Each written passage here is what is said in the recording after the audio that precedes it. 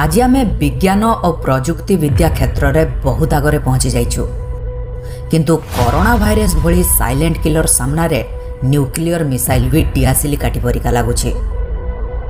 तेबे थरे चिंता करंतु आज ठारू शह शह वर्ष पूर्वरु पृथ्वी रे एमिति भाइरस गुड़िकर आक्रमण हेले किंबा महामारी हेले किपरिका अवस्था हेउथिला पृथ्वीर। इतिहास एमिति बहुत गुड़िए महामारी आसी जहाँ पृथ्वीर नक्शा बदली देछि। सेथिमध्यरु गोटिए हेउछि ब्लैक डेथ। ब्लैक डेथ जहाको प्लेग महामारी मध्य कहा जाए। ब्लैक डेथ को इतिहासर सबुठारु सांघातिक महामारी बोली कहा जाइछि। एही रोग प्रथमे चीन देश रे आरंभ होइतिला। चीन रे एही रोग किपरि व्यापिला एहा आज भी एक रहस्य। विभिन्न तथ्यरू जना जाए वर्ष 1300 रु 1340 मध्य केते थर एही महामारी चीन रे व्यापी थिला किंतु वर्ष 1342 रे एही महामारी चीन रो सरहद बा सीमा बाहर को चली आसीथिला। असल रे जेतेबेले एही रोग चीन रे व्यापिला सेतेबेले एही प्लेग कीटाणु को व्यापीबारे सहाय्य करथुवा कळा मूसा माने वर्ष 1346 रे चीन रो यूक्रेन क्रीमिया ठारे पहुंची गले जहाँ सेही समय रो एक बंदरगाह थिला। जिनसपत्र धरी एही जहाज गुड़िक जेतेबेले इटली रो सिसिली पटाड़ को जीवा पाई बाहरिले सेतेबेले सेही जहाज रे प्लेग कीटाणु कळा मूसांक जरिया रे जहाज रे चढ़ी जाइथिला। किछि बाट आगकू गला परे जहाज रे थिबा लोक माने भारी मात्रा रे असुस्थ हेबाकू लागिले। किछि लोकंकर मृत्यु सेही जहाज रे हेई गला एवं किछि लोकंक अवस्था बहुत सांघातिक हेई गला। वर्ष 1347 रे एही जहाज गुड़िक यूरोप पहुंचीथिला।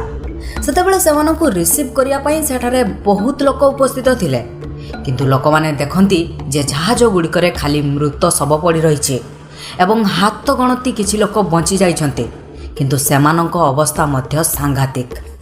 लोक माने सेठारे सेही शव गुड़िक को देखि आश्चर्यचकित हो जाइथिले। सेमाने बुझी पारु नथिले जे सबु काहीकि एवं कोन पाई किंतु दुर्भाग्यवशत सेठारे उपस्थित थिवा लोक माने बुझी पारु नथिले जे एहा एक संक्रामक रोग बोली जहाँ यूरोपर अधा पॉपुलेशन रो मृत्युर कारण पलटिबो। देखु देखु पूरा यूरोप रे एही रोग निया परिका व्यापी गला एवं लक्ष लक्ष लोकंक मृत्युर कारण साजिला। सेतेबेले यूरोप रे जागा जागा रे बड़ बड़ कबर खदा गला एवं जेमिति सेमिति मृत शव को पोति दिया गला। सेतेबेले पीड़ित व्यक्ति पाखकू केही भी जाऊ न थांते कि तांको लुगापटा भी छू न थांते। लोक माने निजको घर भितरे बंद करी रखिथिले।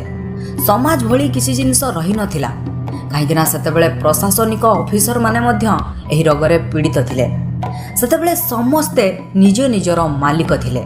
कहा जाय कि सेतेबेले खाद्य सामग्रीर मूल्य एते बढ़ी जाइथिला कि जहाँ पाखरे भी एहा थिला से 300% दाम बढ़ई चढ़ई करी बिकुथिला।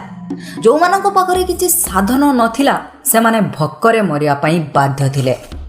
प्राय 5 वर्ष परे जाई एही ब्लैक डेथर प्रभाव कमिबाकू लागिला काहेकिना सेतेबेलकू लोक माने निज तरफरु सावधानता आपणैथिले किंतु यूरोपर समाज और अर्थव्यवस्था उपरे एहार व्यापक प्रभाव पड़िथिला। यूरोप रे अधा आबादी खत्म हो जाइथिबा जगु यूरोप पूरा पूरी सुनसान हो जाइथिला।